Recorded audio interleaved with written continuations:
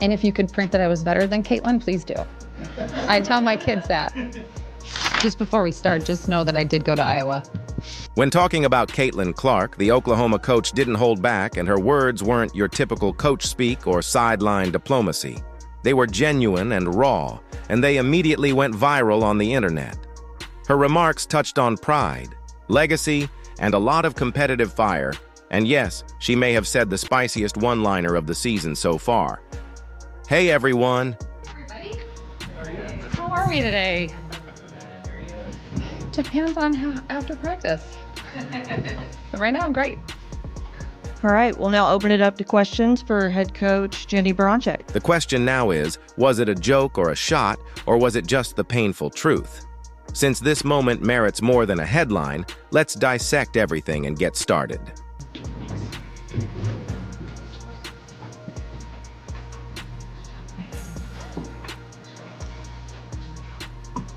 All right, questions? Just before we start, just know that I did go to Iowa. So, thought I'd throw it out there. Okay. When Oklahoma's head coach Jenny Baranczyk sat down for that pregame press conference and gave a heartfelt shout-out to her alma mater, Iowa, and then boom, dropped the line that hit harder than anything else in the room. It was one of those moments in sports where someone says something casual, maybe even with a smile, and the entire world suddenly gets excited. And if you could print that I was better than Caitlin, please do. I tell my kids that. Would you kindly print that I was superior to Caitlin? Barry Tremmel told the world, since you brought it up, Jenny, what do you think about playing the Hawkeyes? How emotional is it going to be? I mean, all the people you know over there, including the head coach, all those things. Yeah. Well, first I just want to, I got into coaching because I loved my experience. I loved playing basketball, and a lot of times people get into coaching for different reasons, but I did it because I loved it. And so obviously Iowa always has a place in your heart, and then there's people that are still there. And, even when they had their kind of trouble part of their season, and it's easy to still cheer for them and want them to do well. And we know that every time you step into your game against them, both teams want to win, and that's okay. Now, as everyone knows, that line wasn't intended to be taken literally. Jennifer Baranczyk isn't out there attempting to remove Caitlin Clark's name from the record books or pretending that she didn't play in a different era with a different role and system. It was tongue-in-cheek, but that doesn't mean it didn't have weight, because that layered line conveyed pride and confidence and served as a reminder that even though Caitlin may be the headline, her name isn't the only one that matters in this discussion.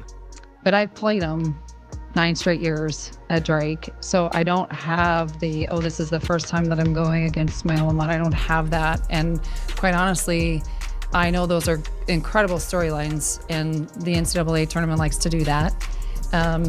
But I'm so excited about this team that I get to coach here, and their resiliency in this season that's been an interesting season, being the first in the SEC, and being able to see what we can do on our home floor against a really good opponent in the NCAA tournament on Monday. When Baranczyk talks about Iowa, you can hear the competitive fire in her voice. It's not bitterness, rather it's respect.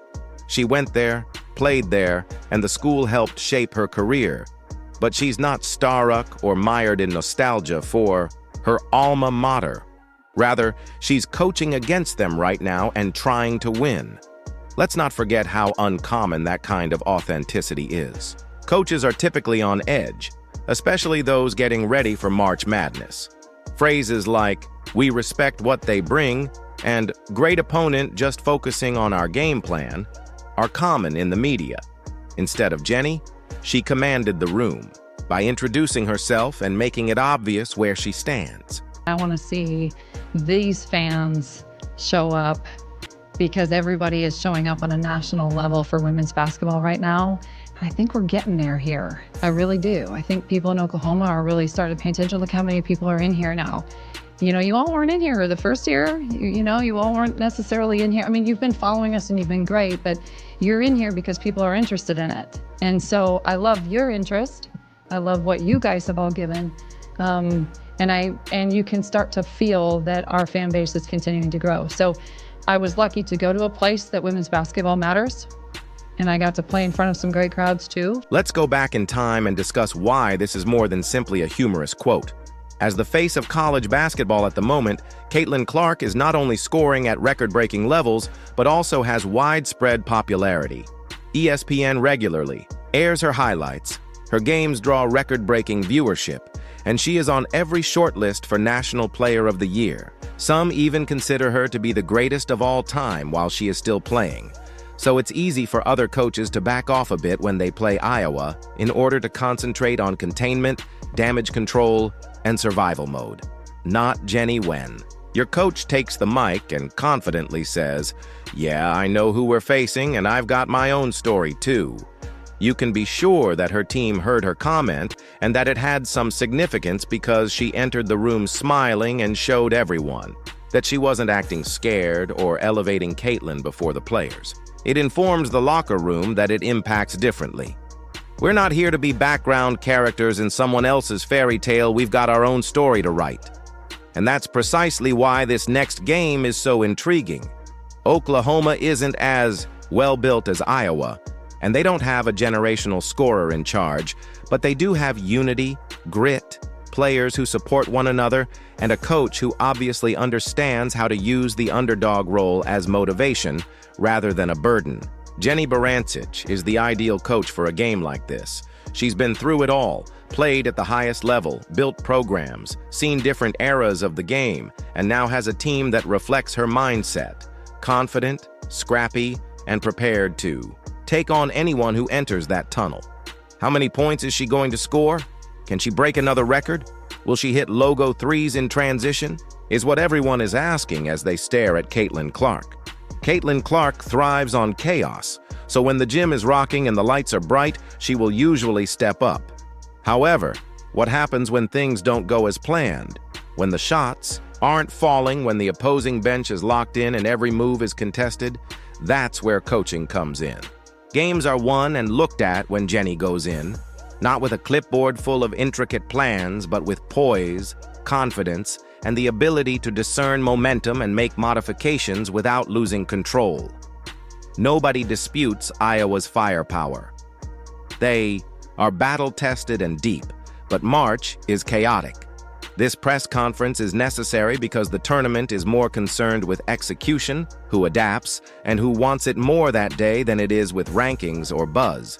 This small moment is bigger than it seems because Barancic wasn't just making a joke. She was changing the tone and refusing to let the story be one-sided. That's exactly what strong leadership looks like. Let's take a closer look at that leadership. Coaches are more than just X's and O's. They're emotional anchors who set the tone and carry the pressure so their players don't have to. When a coach carries themselves like Jenny did at that podium with a healthy dose of competitive edge and lighthearted confidence, it demonstrates to players that they don't have to shrink in high-pressure situations. You think her team didn't internalize that, or that her players didn't look at each other after that press conference and say, "All right, let's go. Coach has our back. We've got nothing to lose. Let's go out and shock the world." That's how upsets happen. It's not only about turnovers or shooting percentages, it's also about swagger, and Oklahoma is displaying both. Now, let's be honest for a moment. Caitlin Clark will get hers because she is too good not to. She will make insane passes and shoot deep threes. She'll probably have a 20-point quarter at some point, but one player doesn't win tournaments, teams do, and if Oklahoma can disrupt the rhythm-force turnovers and apply pressure, this thing could get spicy. Let's also acknowledge how rare it is for a coach to speak this freely about another player. Coaches usually dodge that smoke. They'll say, "She's talented" or "She's a great competitor," and then move on. However, Jenny took the initiative and made it a moment that players, fans, and even the media will never forget. The women's game is expanding quickly and coverage is better, but it still needs more coaches with genuine personalities who aren't scared to poke fun at them and remind everyone that they are more than just spectators for the Final Four. Let's not act as though that doesn't matter. Instead, let's go on to the fan base. Barancic just provided us that, and she did it in a smart, direct, and courteous manner without going overboard. Because of this story, Oklahoma supporters are different. They turn up, they're boisterous, and they enjoy the spirit of the underdog. Jenny called them out directly, saying, "I want to see these fans show up because everyone is showing up on a national level for women's basketball right now. That's leadership, that's community building, and that's how you get a full arena and a home court advantage." And honestly, that might be the X factor, because Caitlin's used to being the star in the building, but what happens when she's not, when the crowd is rocking for the other team that matters, specifically in a high-stakes game, where every possession could swing the outcome? Barancic's not new to this moment. She's been through this grind. She coached at Drake for 9 years before coming to Oklahoma, and during that time she played Iowa every single year. This ain't her first rodeo. That familiarity means she knows how Iowa operates, how their system flows, what kind of looks Clark prefers, and what adjustments they're likely to make mid-aim. That insight is invaluable. It means the game plan won't be guesswork. It'll be targeted, specific. And while Clark will still find ways to impact the game, Oklahoma will be better prepared than most. And when you combine that preparation with emotion, with purpose, that's when special things happen. So let's summarize all the reasons why Jenny Barancic's comment hit one. She humanized the moment, made it less robotic, more real. 2, she showed pride in her past while betting on her present. 3, she gave her players an emotional spark heading into a massive matchup. 4, she gave fans a reason to show up louder, prouder, and more energized. 5, she gave us all a reminder that basketball is more than stats, it's narratives. If this tournament has taught us year after year, it is that the team with belief, trust, and unity often knocks out the favorite. You can sense that belief brewing in Norman, Oklahoma isn't showing up for moral victories. They want the W, and with Jenny Barancic leading the charge, don't be shocked if they get it now. Sometimes all it takes is one well-timed quote from the right voice to change how the world views a matchup, and Jenny did that with one line. Whether you're rooting for the Sooners or Clark, Jenny Barancic's presence, attitude, and quote set the tone for what's about to happen. She didn't just go onto the stage, she owned it. There's no denying that this game has become much more engaging, so press the like button. If you're ready for some serious tournament smoke, subscribe. If you want more content that doesn't involve any nonsense, leave a comment below. Was that a joke or a subtle jab? Let's discuss it and see you next round.